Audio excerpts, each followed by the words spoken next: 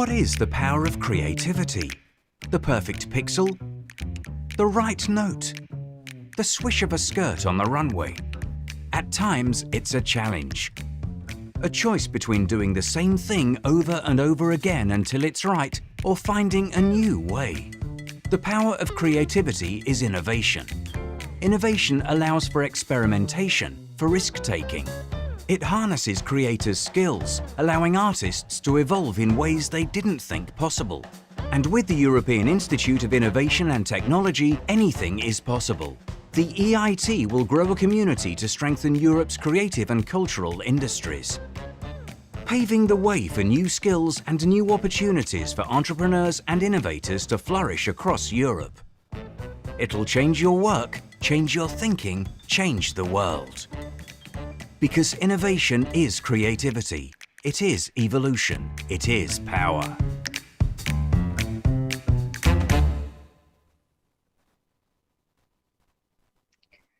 A warm welcome to everyone who is watching and listening this Culture and Creative Sector in Industries webinar this afternoon. This event is under the auspices of the Portuguese Presidency of the Council of the European Union and happens at the World Creativity and Innovation Day, which is today.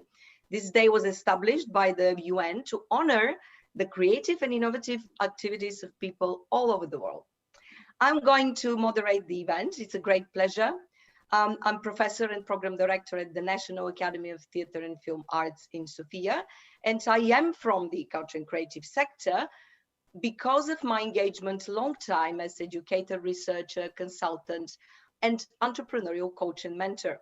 I would like to add that I'm also in the international pool of experts of UNESCO of the implementation of the Cultural Diversity Convention, and also evaluator of the European Commission programs. A few words about this great event. It is an amazing opportunity for all of us in the culture and creative sector and industries across Europe, especially in this very, very challenging current context we live in. The CCSIs, as I'm going to call them as abbreviation, are definitely a catalyst for innovation, and they are an important pillar for the sustainability in Europe.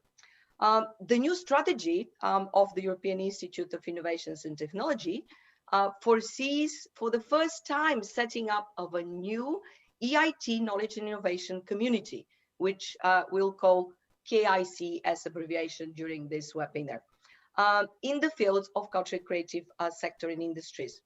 I would like to say now that we have opened a poll for all of you. Please have a look. There are 3 questions which we're going to look together after. Which country do you come from? Which is the sector? And what are your expectations from this seminar? During this hours and a half today, we're going to have distinguished speakers with us. We're going to learn about the EIT innovation model, how this can support our sector and industries, and also how we can get involved.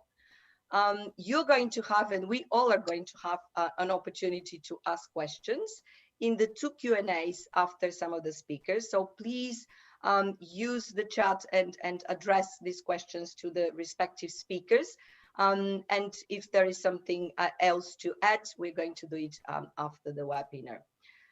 So let's see who are the people joining us, which sectors do they represent, and then which countries. So let me look at the polls. Please put your country. We're seeing already that there are people from Belgium, Hungary, most of the participants, Germany as well. We also see people from Finland. There are people joining us from other countries, appearing in a cloud. So who else? Please put your answers at the poll. We're going to wait a few more minutes. What are your expectations from this seminar? Please put also what do you expect? Okay, so we're seeing also that there are people coming from sectors of innovation, entrepreneurship. There are also people coming from the sectors of education, which is great. There are expectations also from our participants about partnerships, about how the new model of the institute is going to work.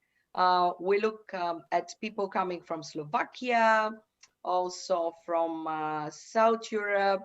This is great. Please also put the Q&A questions at the poll. We already see several of them. My colleagues are going to help me to summarize them and then put them in a summarized style at our speakers. So I see it's a great representation of many countries across Europe, and also from a variety of sectors. So please continue with the poll and with the questions. I'm going to now start with our first speakers, because the whole idea is to have these distinguished speakers with the opening remarks. The first one is going to be Professor Manuel Aitor, the Portuguese Minister of Science, Technology and Higher Education. Professor Aitor, as we say, the digital floor is yours. Thank you. Good morning to everyone and welcome to this EIT session. Over the last decade, the European Institute of Technology has become an European reference, certainly in science, in innovation, but above all, engaging creative communities in the various areas of activity, from health to the digital sector, to climate, to advanced materials, and particularly people engaging in making Europe a better place. We know that after 10 years of operation, the EIT has now 8 knowledge-integrated communities. And certainly we are starting this year, under the Portuguese presidency, a new phase of EIT, and I should acknowledge those at the level of the Council, the European Parliament, and the Commission that, under a joint process, has built a new regulatory framework with 2 main targets. First and foremost, to open EIT.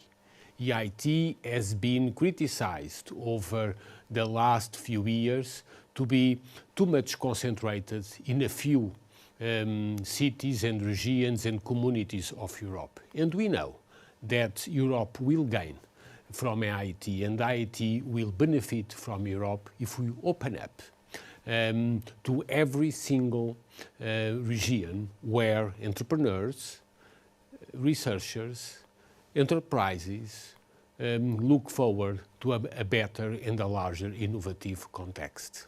That is happening everywhere in Europe. The will to do more, to engage in economic development based on knowledge. And so it is also our task as European citizens, governments, researchers, entrepreneurs, academic institutions to open up EIT and to guarantee that the 8 existing KICs spread over Europe and do have activities more and more in every single European country and region. And this is a task that the European Parliament, the Commission and the Council have jointly approved to make sure that in the years to follow, particularly in this new framework program 2021-27, the EIT becomes a real, full European institution. Europe needs EIT, EIT needs Europe.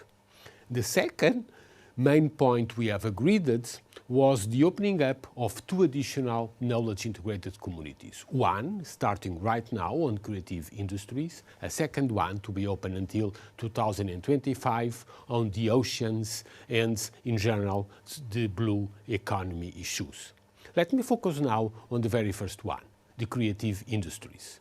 It is our major target to more and more couple the European projects with the idea of a unique place where we really look at an humanitarian point of view to build together the arts and science through creative industries. It is a market over 7.5 million people, if not more, and several forecasts actually provides even larger ambient, which has become particularly interesting in very many European regions, bringing together different skills from cinema to photography, design, architecture, the arts, the performing arts, but also digital skills, materials and advanced materials, electronics, and overall a number of different issues, and particularly the synergies between the different scientific areas has become a must in modern societies.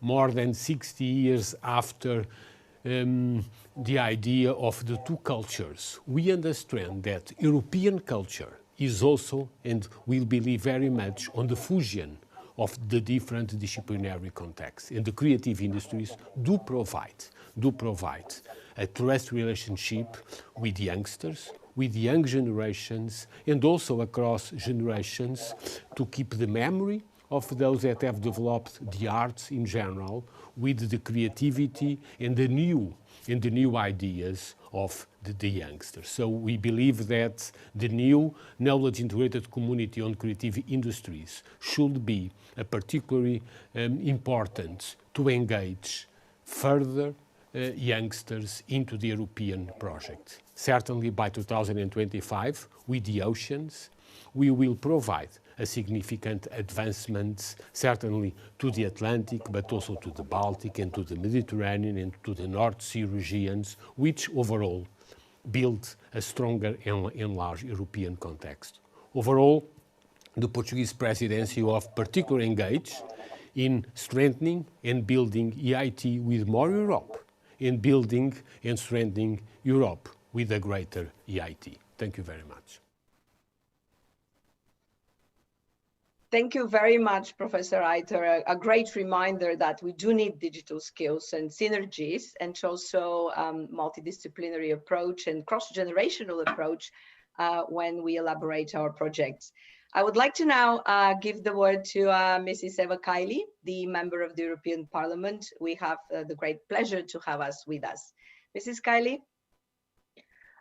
Thank you, Lydia, and congratulations for organizing this event and actually for the main content that the EIT is now adding. And I want also to congratulate Martin Kern for his leadership and vision. So it's been several years that we have been following the activities of EIT, and you will see in me a great supporter of what it has been doing and developing. So I would like to thank you for having me today. It's a great honor, and we all know that the EIT was established to support innovation, and since that time, now with the challenges, the global challenges, the new challenges that arise, they come from the pandemic, but also the climate change, the digital transformation, and the green transformation, the demographic shifts, and the future of healthcare and food. EIT is at the core of how Europe wants to add value in the fourth industrial revolution. And as the EIT is an integral part of the Horizon 2020, I think it's extremely important to be here today to launch the two new kicks, actually, the first kick in the cultural and creative sectors that we're launching today, and of course the second of water, marine, maritime sectors. Coming from Greece, I understand the importance of having a kick like that for both kicks, actually. I would like to highlight a couple of points that have to do with my job, actually. The Parliament has always actually stood in support for EIT because we realize that it bridges the gap from political decision to the citizens and to real actions to take place. I think that the Parliament has suggested to increase and raise the EIT budget up to 4%, which equals to 4.8 billion of the Horizon Europe. And we managed to increase it at least to 3.1, so it's going to receive almost 3 billion in current prices. But we were more ambitious than the rest of the bodies of the European institutions. So this means we recognize the importance of EIT and of course of culture and creativity as a great sector of adding value to the European economy. Sometimes taken by the circumstances and things that occur, especially around the economy, and when we face these crises and challenges that we have to find new responses and new tools, sometimes we don't consider of highest priority cultural and creative activities. I think this is a mistake because it's really what maybe is the unique difference of Europe in compared to other players globally. It's what we're proud of, and I have the feeling that this is where we established our democracy and the core of the European Union. Cultural and creative industries also are defined by UNESCO as sectors of organized activities with a purpose of production, reproduction, promotion, distribution, commercialization of goods, services, and also activities of a cultural, artistic, and heritage-related nature. As a knowledge-intensive industry, it relies, of course, in the work of individual artistic and creative talent, and we see the challenges they actually face even more now under the pandemic, when physical distance is not taking place. We have all to collaborate digitally in hybrid forms. So it still has the potential to be more inclusive and sustainable, and it depends also in the education and the investments we will do to create more value there and more jobs. I can also add some numbers here because I don't think we pay enough attention, and I say that for my colleagues to hear.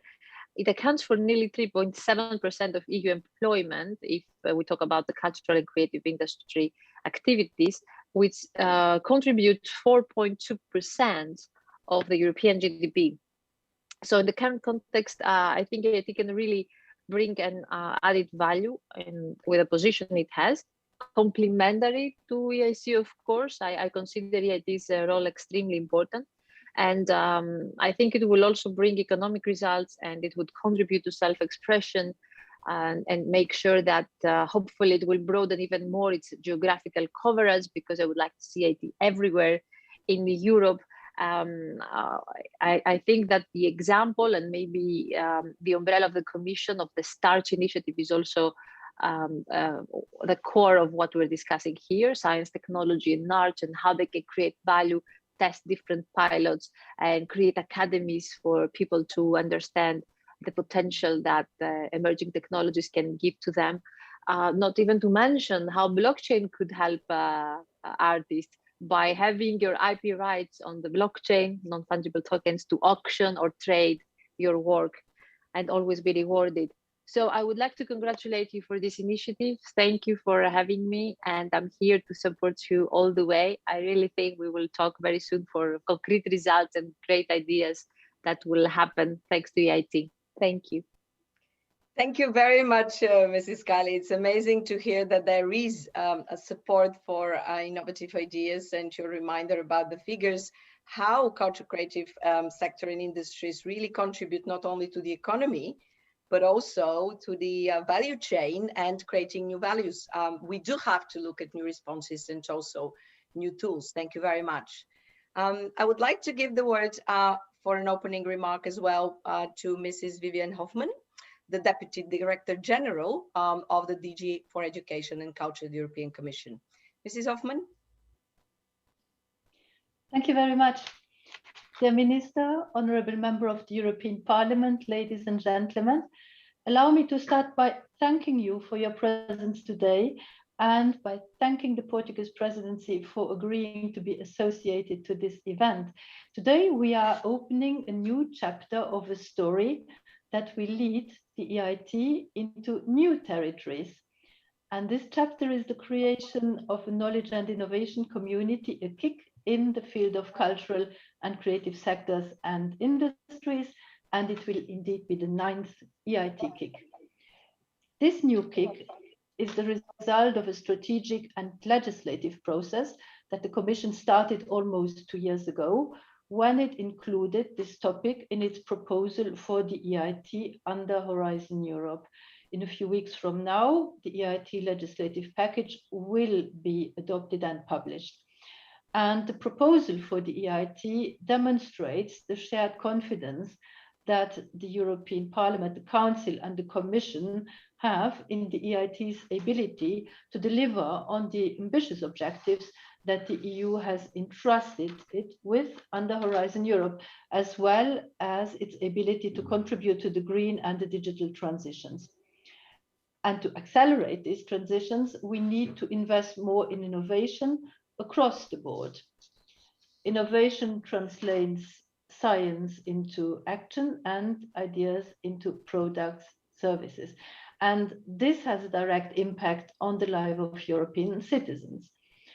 And this is why the EU is ambitious about its innovation strategy and has dedicated a budget of more than 13 billion euro for Pillar 3 of Horizon Europe.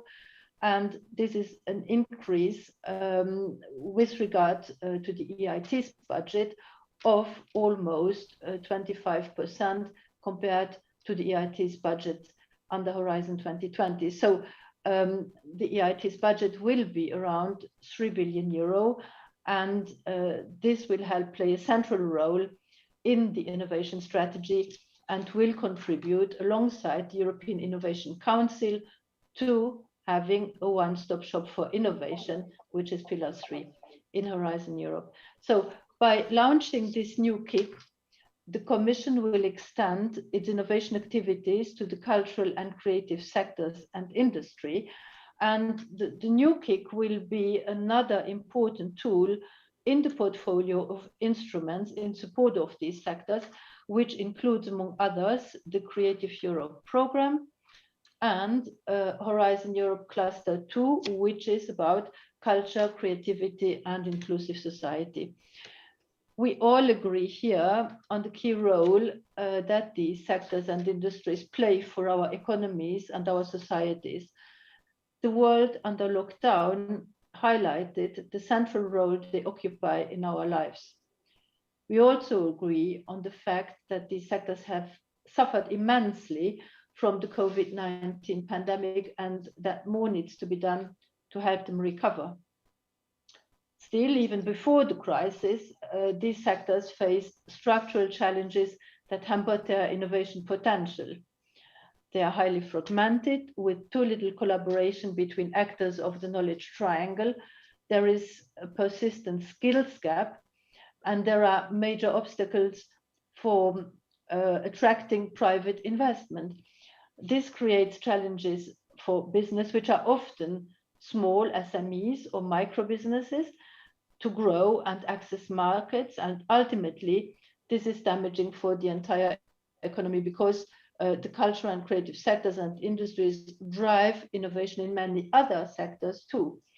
Against this backdrop, the new EIT KIC will be instrumental in unlocking the innovation potential of creative and cultural industries and sectors, and it will help in their recovery specifically because it will address most of the shortcomings they are facing. Since the KICs have been designed to create synergies and complement other initiatives, the new KIC will leverage the efforts made under other programs, indeed under Creative Europe and Horizon Europe, but also others. So the path to success of the new KIC starts today with this information session, and I strongly encourage you to consider joining a consortium and participating in the new call when it is published later this year. Thank you very much. Great. Thank you very much, Mrs. Hoffman. A wonderful reminder also of crossover innovations and the fact that our sector has an effect, has a multiplication effect to other sectors. And you really stressed on very important figures, as well as the fact that there is support for the startup entrepreneurial ventures. Thank you very much once again. Now I have the pleasure to invite Mrs. Catherine Magnot, the head of Culture Policy Unit at the DG for Education and Culture at the European Commission. She will focus mainly on the current context of culture creative sector and industries in Europe, and also the main challenges again, which we face in difficult COVID-19 time. Catherine? A microphone, please. Yes, always better with a microphone. Thank you very much, and good afternoon from sunny Brussels. It will be my pleasure today to try and draw the background or the context into which this new kick will start existing. And since we are discussing culture, my role today is a little bit like a Renaissance painter. I'm going to paint the background, and then you will add the buildings, you will add the beautiful concrete things. So what is this background? What is the situation currently with regard to the cultural and creative sectors? I understand that someone should help me show the slides, and perfect. Okay, so next slide. Yes. Okay, so Mrs. Hoffman told us so, and we all know it. The cultural and creative sectors have been very badly hit by the COVID crisis, by the pandemic, and they lost on average 30% of their revenues, and in some cases, like for performing arts, 90% of their revenues. Now, the Commission has, of course, did its utmost to provide support mechanisms and emergency funding. I am not going now to go through all the measures we've put into place, but I would like to draw your attention to the right-hand side of my slide, where you will find two very useful links should you want to know more of what we've been doing, what is available. You have the website of my team, of the Commission, but you also have the website of a fantastic platform we've set up during the crisis entitled Creatives Unite, and which really is a digital hub where you can find all the good practices, all the access to funding from all sorts of donors, not only the institutional ones. And finally, we are currently trying to put together guidelines to guide the safe and sustained reopening of the cultural and creative sectors. So that's the larger, or the big picture in a way. Now let's go to the next slide, please. Yes, thank you very much. And I'm going to try and tell you very briefly what we do to support the cultural and creative sectors. As you do well understand, the kick doesn't happen on a blank page, right? We've been working for years on improving the environment into which the cultural and creative sectors work. So together with the member states, in the framework of a document called the Work Plan for Culture, for many years now, we are trying to share expertise, build expertise, learn from each other between the different ministries when it comes to the ecosystem supporting the cultural and creative sectors, the working conditions for artists, a very important topic at the moment. So we do all that together with our member states, but also the Commission has autonomously, in a way, a number of activities and programs. And among those, we do a lot to try and build, bridge the skill gap when it comes to the skills of the cultural and creative professionals. We have an EU Pact for Skills. We just had a big roundtable with 3 commissioners. We have an ongoing project, well, actually several projects that you can see listed on the slides. Very important as well, we work with Eurostat on improving the statistics for cultural and creative industries. Why? Because you cannot have good policies without good evidence and good statistics. And a lot remains to be done to properly capture the contribution of the cultural and creative industries to the EU's economy, to its employment, but also to innovation, which it is going to be the topic of the KIC. So there is a lot of work for many reasons, which remains to be done in that field. And that's the job of the Commission, and more specifically of my team, together, of course, with the specialists, which are Eurostat. Next slide. Merci. And to continue, to improve the framework into which artists and cultural professionals and SMEs can work, a very important part of our work is to try and improve what we call, it sounds a bit jargonic, but the regulatory framework, basically the regulations which allow the cultural professionals to work. And the most important piece in that field is legislation on the copyright. Without fair remuneration, we don't have artists, so they cannot continue living, right? I mean, the artists and the creators need to be properly remunerated for the work and the creation they do. And we do know it's a struggle. It has always been difficult, but particularly now in the digital context. So that's a very important part of our work. And I will now finish my presentation by just telling you a little bit about the funding programs. So I've been describing so far what we do on the policy side, peer learning with member states, studies, legislation, regulatory framework, but we also fund projects. We have the so-called Creative Europe program, which is the only EU funding entirely dedicated to creation, to the cultural and creative sectors. But we also have Horizon Europe, which does research in many fields, including, as we know, innovation and the cultural and creative sectors and cultural heritage.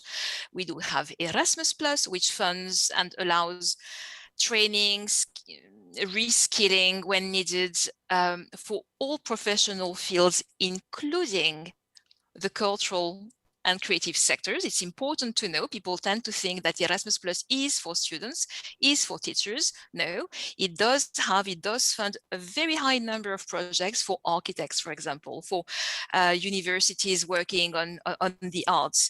So a very important source of funding not to be neglected. Then we have Digital Europe, which funds digitalization infrastructure, but also in the field of culture. We do fund Europeana, for example, but not only. There is a lot of funding which goes to digitizing archives, libraries in Europe, thanks to Digital Europe. We've got InvestEU to provide loans or loans guarantee. We have the structural funds, which allow funding in infrastructures in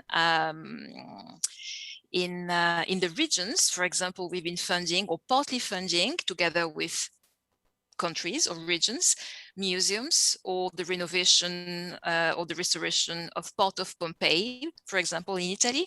So a lot happens also of investment through the structural funds. So many opportunities are available for the cultural and creative sectors, and we do appreciate it's difficult sometimes for the sector to understand and find their ways. So we are working now on putting together an online funding tool for the sectors, which will be available soon, so that it's easier to understand who does what and what is the most useful to you. Next slide, please. And this is my final slide, just to show that the KIC, and of course, I'm not going to speak about the KIC because that will be Martin's job and his colleagues, but the KIC comes as one additional piece of the puzzle into a landscape of support provided by the EU for the cultural and creative sectors. The KIC will really complement what is on the table already in two ways. First, because it will concentrate on innovation, and we don't have the equivalent so far. And second, because its mechanism, the way it will collaborate with business, universities, and the sector is quite unique. We don't have that in any of the other EU funding programs. So a new piece of the puzzle, a very important one. And on that, I'm going to stop and hand over to Martin. And I will, of course, be delighted to answer any questions you may have. Thank you. Thank you. Merci beaucoup, Mrs. Magnon. Very good reminders as well about the support actions that are numerous, and this brilliant visualization at the end will leave us with a very good picture. Thanks again. Now, I would like to invite Mr. Martin Kern, the Director of the European Institute of Innovation and Technology, to brief us on what is the EIT and how the EIT innovation model can help the culture and creative sectors and industries. Martin? Thank you very much, Lydia, and good afternoon. Welcome from my side on behalf of the whole EIT community. And amazing to see so much interest with over 1,100 participants today in our webinar about this new opportunity by the EIT to create a knowledge and innovation community on culture and creative sectors and industries. First of all, let me thank the previous speakers, especially Minister Haytor, Eva Kaili, Viviane Hoffmann, and Catherine Magnon for such great scene setter and introductory words. And my objective now is really to identify and inform you as the participants to the right stakeholders to be part of our call, and to encourage you to participate and form consortia when this call is launched later this year. So I think we have a unique opportunity here to work together all across Europe to form a very broad coalition innovation platform for culture and creativity, something which has not been done and tried before in Europe. So there is a very high level of ambition, and achievement of what can be done alone is much more possible if we work together. So on a European level, much more can be achieved than an individual project, a national initiative can do. And this is why this new knowledge and innovation community for culture and creativity is such a great news for the EIT, but also for Europe as a whole. And we are really happy that the European Union decided to set up such a new knowledge and innovation community as part of the new strategy of the EIT for the next 7 years. I also have some slides, so if we could put them up, please, and go to the second slide. The starting point for us is really that there is an enormous innovation potential in the field of culture and creativity. Creativity is also at the very heart of innovation. It can inspire others, so it's not just an opportunity for the sector in itself, but it's also an opportunity to work together with the rest of the EIT community. And that means that we would like to mobilize the sector of culture and creativity to help to solve societal challenges such as climate change, health, and of course, work in its own right on the challenge of culture and creativity. The EIT has specific tools to allow such cooperation, and therefore we see the value in setting up such a knowledge and innovation community going beyond its own potential and its own right. We are especially excited to work with the culture and creative sector and industry because we believe they will enormously enrich what the EIT can deliver in terms of innovation and entrepreneurship. Culture is also at the very heart of Europe's identity. And not only that, but it is also an enormous factor in creating growth and jobs. We have seen culture and creative sectors create enormous employment, creative and high value jobs, already over 7.4 million of them in Europe. So this is a growth area, a growth sector. But of course, it is also true what previous speakers have said, namely that this sector has been enormously hard hit by the pandemic.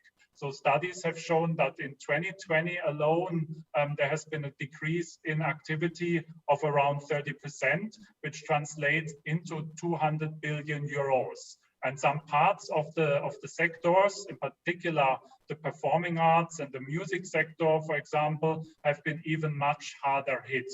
So this is where the EIT and the new knowledge and innovation community enter into the picture. If we could go to the next slide, because we believe that such a knowledge and innovation community can not just help the recovery in the sector, but unleash an enormous innovation potential all throughout Europe and all throughout different fields. And the EIT has a proven model to make that happen, which we want to bring to you more closely today, and in, of course, the coming weeks and months before we launch the call for this new kick. In particular, EIT is very strong in bringing innovation and entrepreneurship in any sector to create ecosystems where stakeholders can work together that maybe usually don't work together. And that is actually the key for triggering innovations, to bring in new ideas, to unleash new potential, to build bridges and work across the different disciplines. So the ecosystems that the EIT creates can help to bring those ideas into concrete startups, into concrete products and services, and then also to scale up, to make a real impact from these innovations, such as the one that you see on this picture, which is one of the key innovations from the EIT helping to transform the energy sector. So if we go to the next slide, the background for the new knowledge and innovation community is the huge ecosystem, in fact, Europe's largest innovation ecosystem, which we here at the EIT have created in the last 10 years. Our new strategy for the next 7 years foreseen that we further grow these innovation communities and add 2 new ones, as was already mentioned by Minister Haytour. But looking back, EIT started in 2010 with the first 3 knowledge and innovation communities focusing on climate change, digitalization, and sustainable energy. And since then, we have grown with further innovation communities on raw materials, health, food, manufacturing, and urban mobility. So for the stakeholders in this webinar from the sector of culture and creative industries, this is the platform.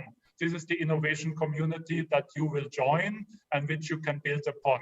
And it means there is a proven model, there is a proven way to trigger innovation in the sector. And that's what the EIT wants to offer.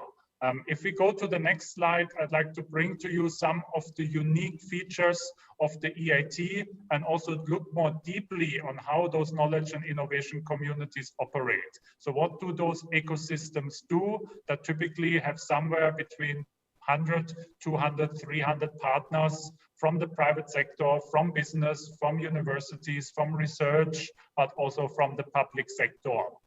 All of them essentially focus their activities on 3 areas. The first is entrepreneurial education, really building the basis, creating the education for innovators, for creative people that then can unleash innovations and startups can be created by them. So we have courses with universities, but also beyond that, that help to create an entrepreneurial mindset.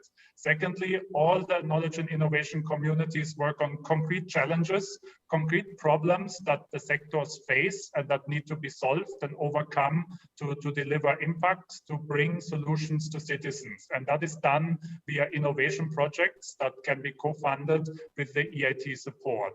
And thirdly, all the innovation communities have programs to create business and help them to grow. So support at the very early stage, putting ideas into businesses, creating startups, but then also working with established startups and leveraging the EIT's ecosystem to make them grow.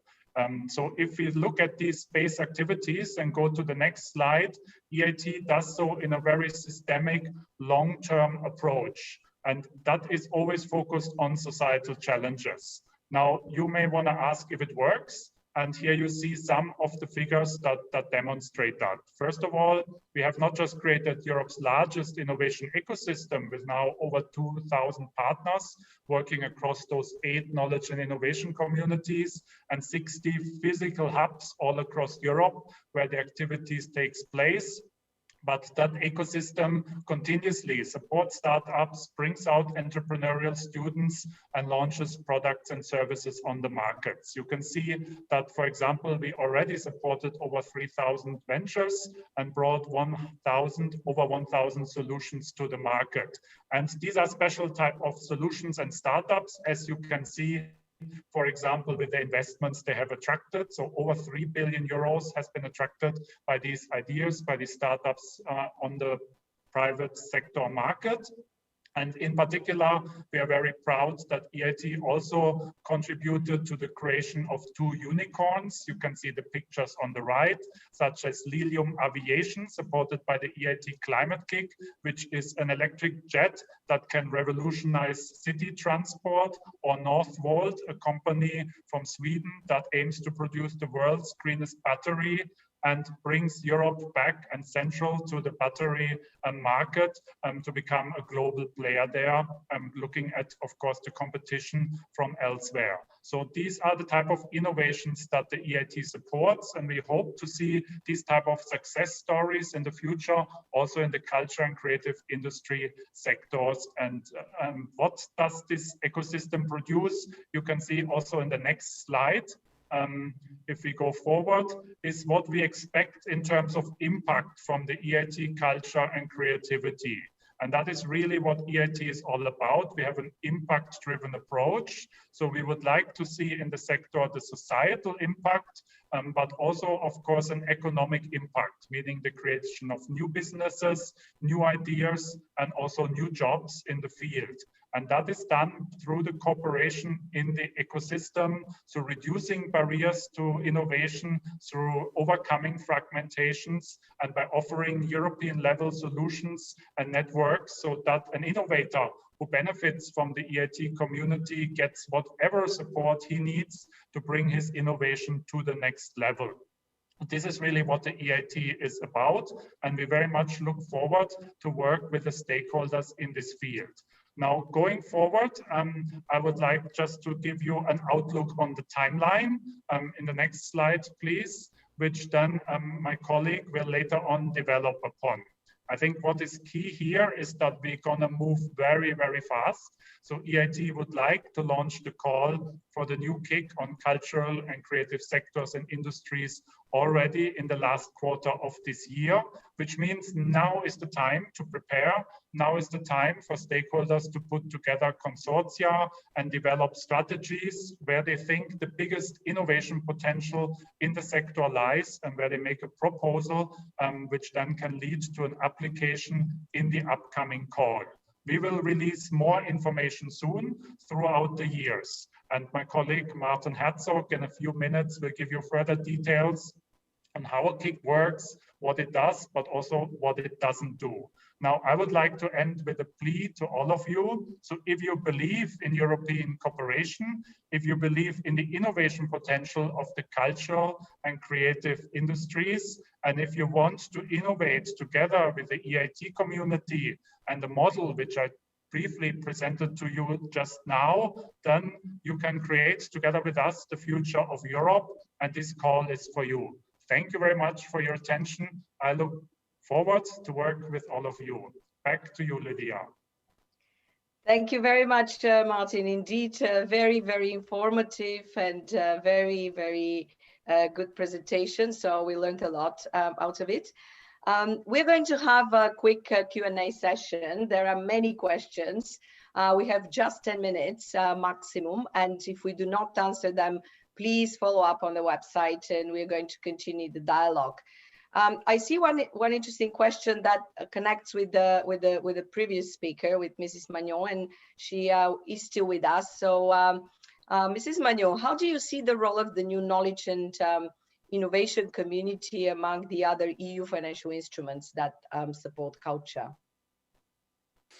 Yes, thank you very much, Lydia. And it's great to hear that there are so many people participating and professionals participating and being interested in the KIC. So, well, quite simply, the KIC is really unique in the partnership that is going to put together between business, universities, research institutes, and the sectors, the actors, the cultural and creative sectors. And that's totally, totally unique. This is not done by any of the current EU funding programs. Unique as well is the focus on innovation, be it social innovation or innovation with an economic potential or technological potential. So I'm absolutely delighted to see the KIC being born. or steps towards this creation, the final steps being taken, because we do hope it's going to really unleash the creative potential of the cultural and creative sectors, which is absolutely unique. And by working with business, by working with universities and research, we do hope that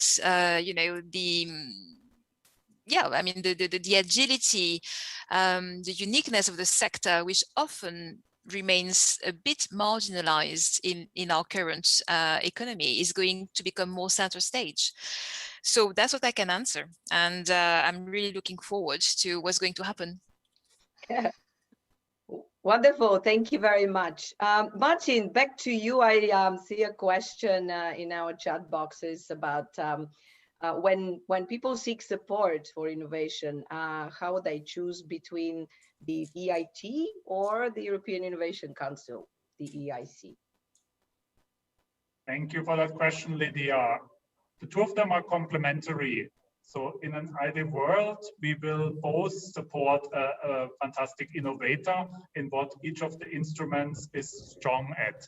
So the EIT is more based on the ecosystem support. As I said, we try to take an approach where the innovators will get whatever support they need to become successful. That can be financial, of course, but it can also be through networks, for example, customers for the products, access to new markets, advice, any type of support that an innovator needs to take his innovation to the next level. So the ecosystem-based approach is what's at the center of the EIT, whereas the European Innovation Council is more based for the financing and to give financial support to innovators to accelerate their growth. So an innovator that can benefit from the EIT community's ecosystem and receive financial support from the EIC as a great complementarity. So that is the base complementarity. And in January, we already signed a memorandum of understanding between the EIT and the European Innovation Council to ensure that the two instruments work together hand in hand. Very clear, thank you. There is another interesting question of one of the participants. What is your thinking about the fields and the topics that should be covered by the EIT Culture and Creativity? Any suggestions about topics, fields, which would be interesting and could be covered?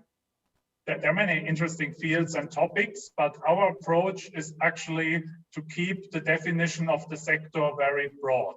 So not to have a top-down approach where it's the European Union or the EIT who defines upfront where within the cultural and creative sectors and industries is the biggest innovation potential, but to leave that to you, actually, the participants in this webinar and the stakeholders to make a proposal back to the EIT. So develop a consortia and a strategy that they think can develop and deliver the biggest innovation for Europe.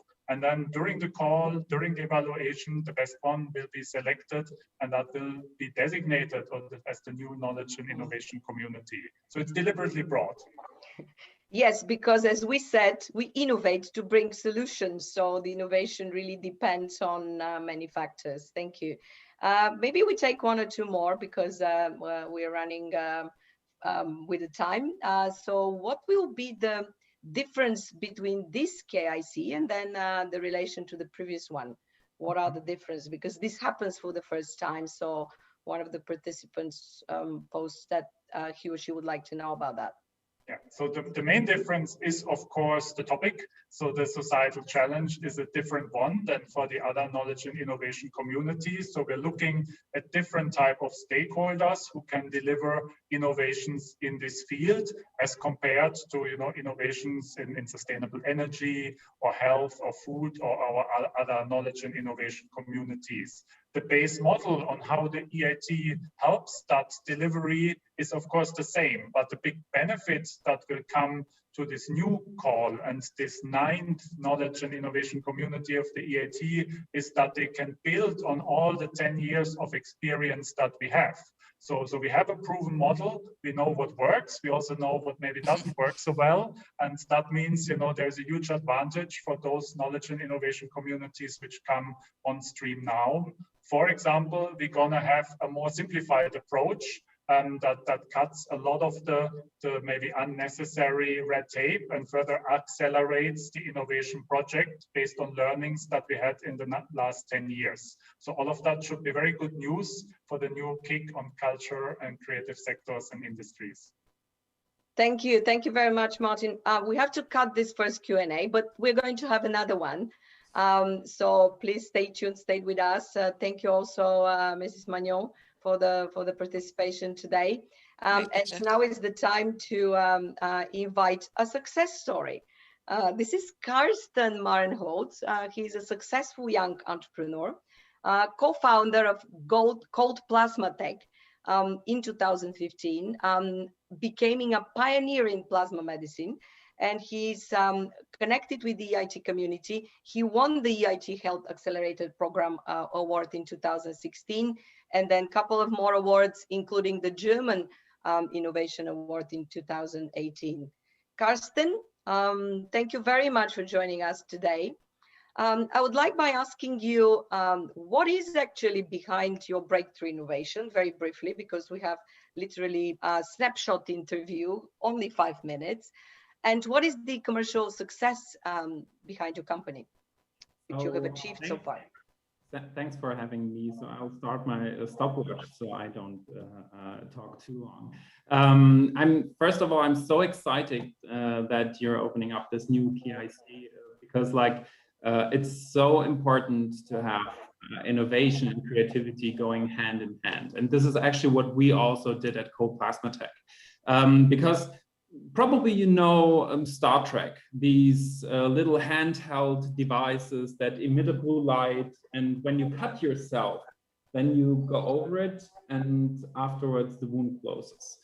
We developed exactly that. So we brought technology from science fiction to the reality. And so far we have built a nice little company. We just closed a financing round of 4.2 million. We are in the market, we are selling, and we have awesome and great results. We are healing patients and give them new perspective in their life because the technology is able to heal chronic wounds and also goes against wound infection, even with multi-resistant bacteria.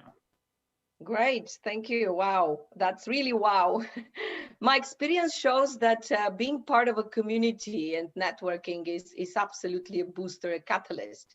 So my question is, why and how did you get involved with the EIT community, and in what way actually it helped so far? So if you're an innovator, if you're a creative person, you want to exchange your ideas with like-minded people. Basically, you need a community to grow inside, to be able to exchange ideas, to be able to actually also personally grow. And then at the end, you need to somehow benchmark your ideas. You need to get involved into competition. You need to also spread the word around or about your idea.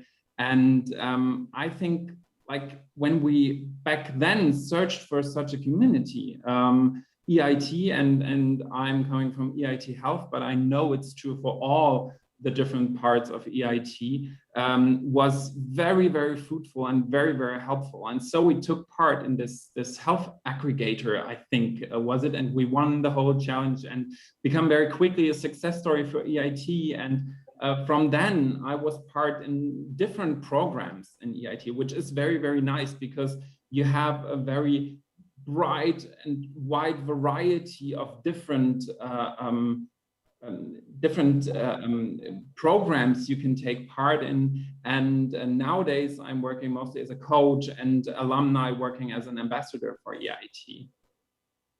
Thank you. I'm sure that many of the culture and creative sector in industries, shareholders and stakeholders, when they listen, they ask themselves the question, why should I join the EIT community? So what would be your answer to that?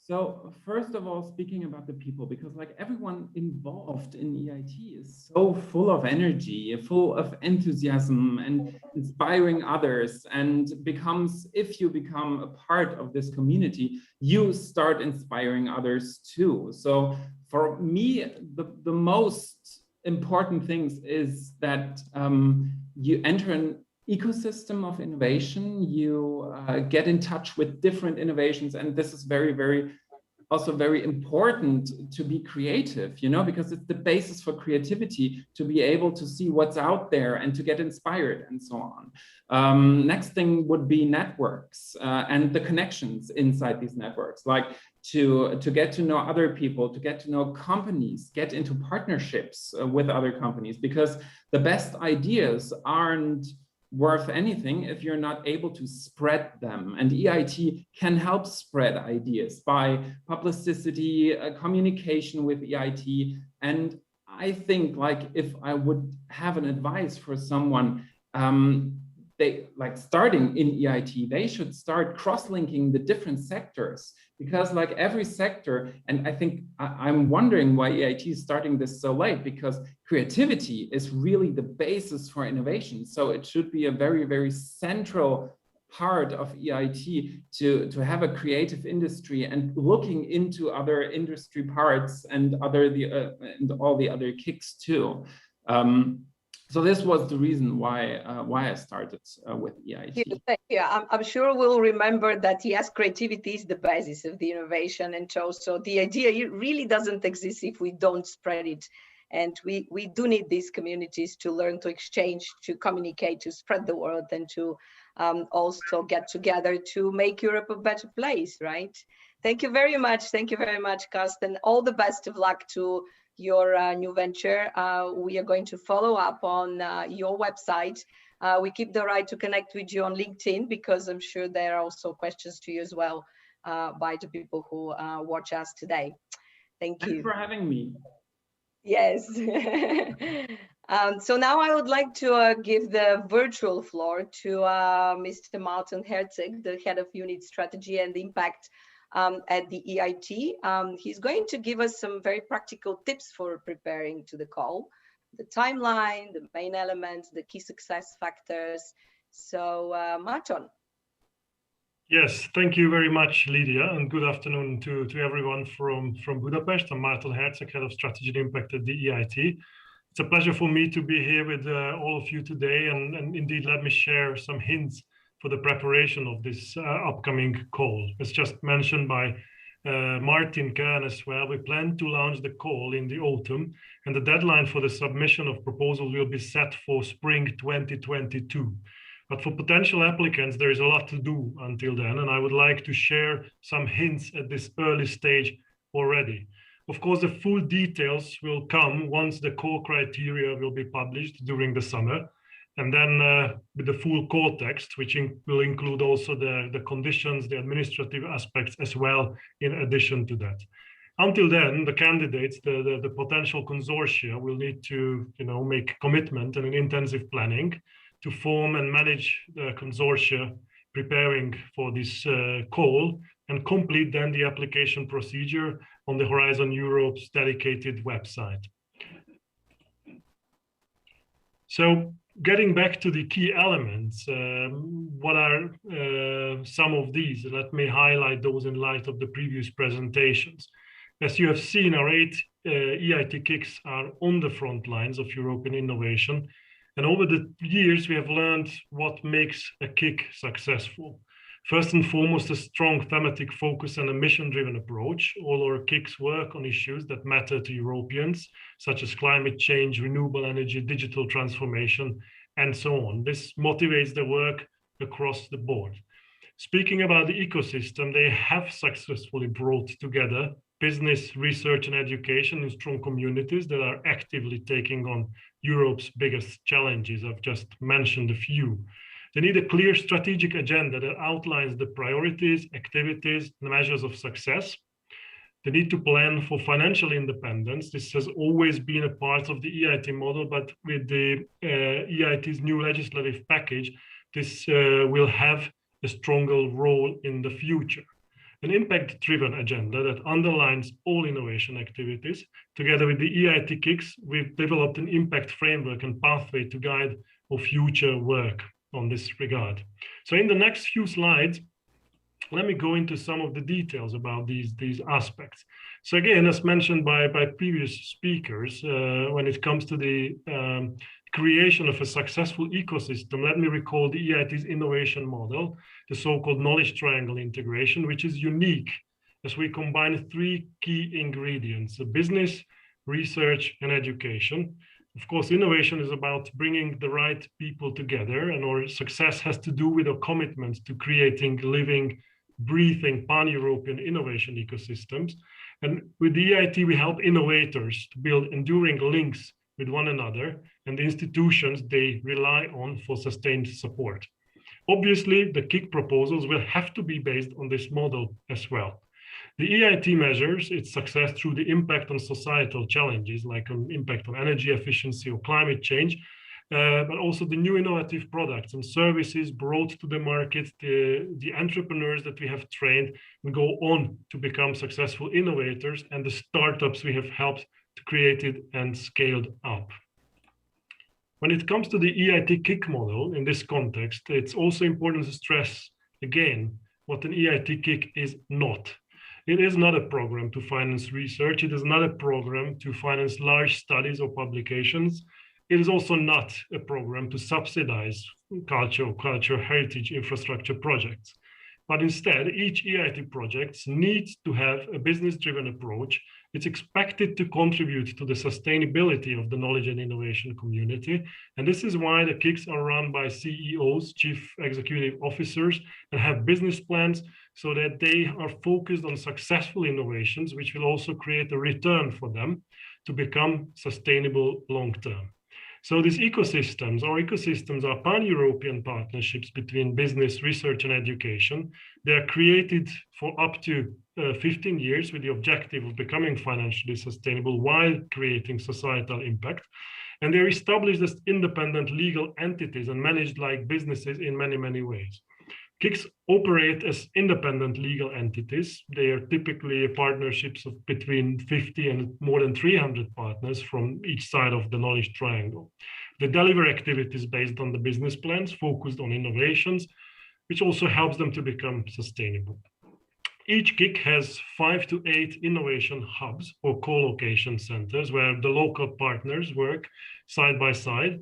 And these co-location centers leverage on existing capacities, so existing laboratories, offices, campuses, and so on, to provide the space for co-creation and co-design and enable the transfer of the knowledge between and connection of local innovation ecosystems and the pan-European networks. Speaking about the impact-driven strategy mentioned by Martin already, the EIT has big ambitions, of course, under the Horizon Europe, as you have heard from previous speakers, under our new strategy for 2021 and 2027. The main 3 priorities to close Europe's regional innovation gap, to boost innovative capacity of European higher education, and also to strengthen the impact of the EIT KICs, also by launching 2 new KICs. So we are also committed to increasing our openness and transparency. And as for this, we received a strong mandate from the EU institutions and a matching budget for the coming years. These objectives will be implemented by all existing, but also the new KICs as well, of course. So when it comes to preparations of the call, let me share some aspects regarding the designing of impactful strategies.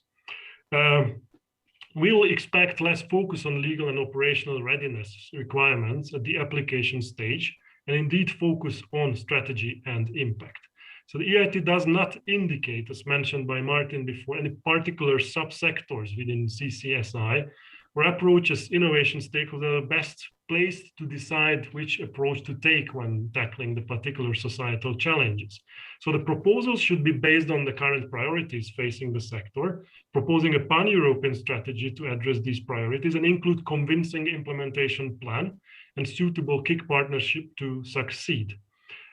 Of course, the overarching principles are excellence and impact, and the applicants should propose the areas and the approach that they will deliver the biggest economic and societal impact as well. The proposal needs to be explicit on what is intended to be achieved by an innovation community and why it cannot be achieved by other programs and initiatives as well. Impact should be very specific and quantifiable. Proposals are expected to define their focus in specific areas or activities. For this, the EIT has a revised set of key performance indicators, KPIs, which will be put in place this year and to inform the EIT's decisions about future funding and to better measure the EIT community's impact as well. An impact framework and pathway developed alongside with the KICs in accordance with the Horizon Europe framework will underpin this future work. And these can be expected to be part of the call package in a way. We have also seen that direct and early industry engagement is key in forming consortia. Strong impact from an innovation community cannot be expected without industry leadership and strategic engagement. We also see entrepreneurship education is a very important key pillar for the EIT activities. Again, EIT is not a research program. EIT innovation communities develop innovative products, services, start new companies, and train new generation of entrepreneurs. Let me also close by actually announcing a new website, which we have just set up to facilitate and support your preparations for the call. So beyond the information that we'll keep updated on the website of the EIT, we are also launching a networking platform, which will allow you to connect with potential partners. So you can here then browse the participant list, choose who to contact, either via direct message, or you can set up video conferences. It's a very simple web browser-based tool. This tool will be available until April 2022, and we truly hope that you will find this very, very useful. Thank you so much for your attention. I'm now looking forward to your questions.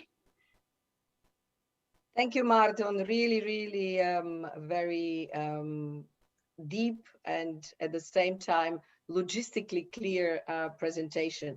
We again have a Q&A session. I again see a lot of questions on the screen. I will start with some of them, which is really intriguing. Is there a difference in the funding for the three pillars of the KIC activities? A good one. Maybe I approach this from the large picture that we have already mentioned, that the financial sustainability of the EIT KICs is a major priority, and the KICs have followed financial sustainability principles already since 2015. And according, again, to the new legislative package, this is an even stronger priority. And according to the funding model of the EIT, the KICs gradually need to attract funding other than EIT funds. So the EIT shall gradually decrease the funding rate as well for the KICs for their activities. And in order to increase the levels of private and public investments, other the revenues also from partners, membership fees, and so on, this EIT decreasing funding shall be compensated by the EIT KICs throughout their life cycle. In the new legislative package, you will see that different co-funding rates are defined depending on the maturity of the KICs. However, for certain type of activities, for example, cross-KIC activities or the new initiative on higher education, or EIT Regional Innovation Scheme, it is possible to have more favorable funding rates throughout the life cycle of a KIC. But it's also true that for other type of projects, typically for innovation projects, a higher industry co-funding rate is usually required. I hope this answers in a nutshell. Yeah, I think this answers in the limited time we have. Thank you. Another question from a colleague user on the chat. What is the role of the EIT in relation to the operation of the knowledge innovation community?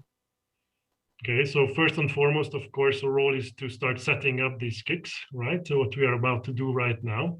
But we at the EIT in Budapest are not only responsible for managing the grant for the KICs, including the grant approval of KICs, strategic agendas, business plans, and grant reports, provide assurance on the regularity of the expenditures and the financial monitoring for the KICs. But we also cooperate with the KICs on the main pillars of the EIT activities. We are co-designing cross-KIC projects, scope. We are working together with the KICs along the main pillars of the EIT model, innovation aspects, business creation, education, We also co-design with the KICS or impact framework who drive together the EIT Regional Innovation Scheme agenda. And we also work together on finding synergies with other key programs, like, for example, EIC, that was already mentioned by Martin. Mm-hmm.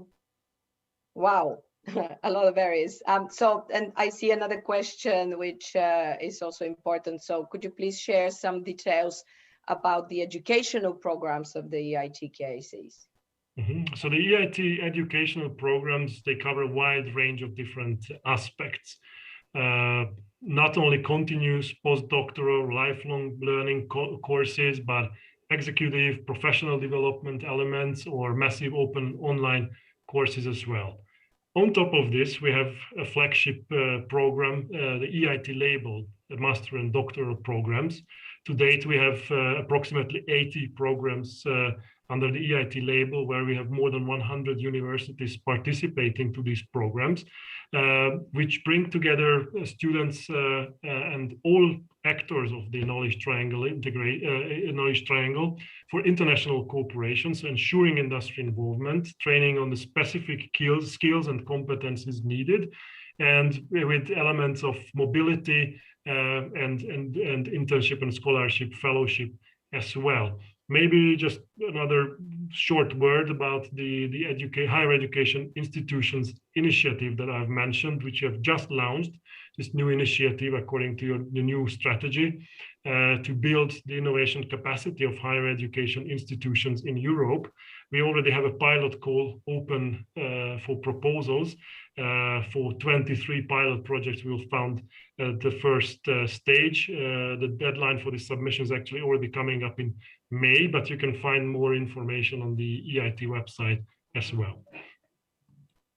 Wow, I work in the educational sector for so many years, and I really see a big door opening for all these educational institutions who are doing entrepreneurial training education, and also they deal with any type of innovation, breakthrough, incremental, program, project innovation. So that's really great news.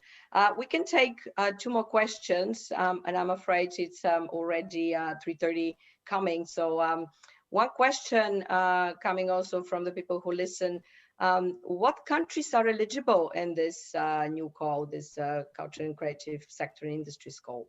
Could you please tricky one. Maybe I would also divide this for 2 things. So one is participating in the call and participating in the projects. The other is eligibility for funding. I guess both are interesting. So of course, as EIT is integral part of the Horizon Europe program, any legal entity, regardless of its establishment, from EU countries or associated countries, can participate, but also from non-associated and third countries, international organization, participation in certain actions under the programs is possible. But for the funding, the legal entities are those which are in the member states or an associated country, so a country associated to Horizon Europe program. On the latter, you know that the European Union is currently in dialogue with potential countries for association. We hope that by the time we are launching the call, this will also be fully clear which countries will be associated countries and thus eligible for funding as well. Thank you. Thank you. Very clear. Another question, maybe the final one we're going to have. Will there be a hub structure for the EIT Culture and Creativity? And if yes, in which countries, or how is this going to work? That's also a question which I'm sure is of interest of many of our listeners today. Thank you very much, Lydia. So I believe partially my presentation has covered this. Indeed, all the EIT KICs have co-location centers or innovation hubs across Europe, typically between 5 or 8 CLCs. Now again, as part of the large degree of operational autonomy the KICs enjoy, this is basically up for the KICs and also up for the potential consortia to propose and identify why and which country, which city should host such a CLC. We see different practice from different KICs, either thematic or geographical aspects being considered. This is again up for to the KICs. There's one more point probably I can also mention here. Under the EIT Regional Innovation Scheme, we also have EIT RIS hubs, which are slightly different from the CLCs and the co-location centers. These are typically one or two organizations representing the KIC community, providing access to the opportunities and the programs of the different KICs. So again, just to repeat, there will be hubs, there will be CLCs, but in which countries, it's up to the candidates, basically. Okay, great. Thank you very much. There are many questions coming up. Maybe I'll take the final one, and then we are going to have a frequently asked questions as part of the website of the Institute. So please follow up. So the final question before we close today's webinar. Should the consortium already include most of the KIC's original members, or it focuses on the lean management team and in the innovation hubs, only the structure? So what is your answer on that? Well, again, I mean, all the criteria will be defined in the criteria in the summer. But as mentioned, we believe that with the startup grant we can provide to the successful candidates in the first year for setting up operations, for setting up all the legal entity and so on, it is more important in the proposal phase to focus actually on the strategy and the impact, the engagement of the partners, the planning for impact and financial sustainability. Because also we see now, I mean, with 8 KICs being operational, that there's probably a limited handful number of functional models for operations that we see working very well. And I'm sure that, you know, these models can be inspiration also for the new KICs. Thank you, Martin. Very inspirational as well. So thank you very much, everyone. Let me conclude by saying a few important things to leave our audience with. First of all, we all heard during this 1.5 hours that this call for the EIT Culture and Creativity is really a great opportunity for our sector, for the culture and creative industries. The keywords to remember, this is what I marked in my notes, are pan-European, commercial, sustainability, ecosystem, innovation, inspiration, impact, networking, and something very important, strategic engagement. And also the fact that we are the one to find solutions to the problems by innovation, expanding the innovation all across Europe, and engaging others, engaging our partners, our stakeholders, and our communities.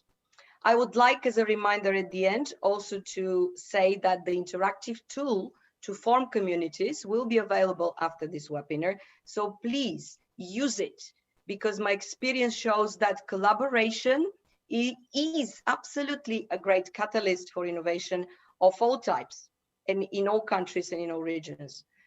Please follow us up on the website, follow the EIT on the website, stay tuned, because there will be frequently asked questions. We're going to summarize everything with the team and make sure that everyone is answered there.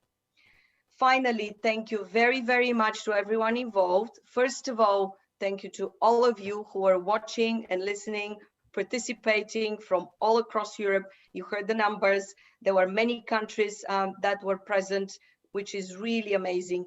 Thank you to our distinguished speakers, warm thank you. Also to the representatives of the European Institute of Innovation and Technology. And finally, to our amazing backstage team for putting for us this webinar this afternoon and assisting our meeting online. Everyone stay healthy, stay happy, and until next time, all the best. Thank you so much on behalf of the team and the speakers.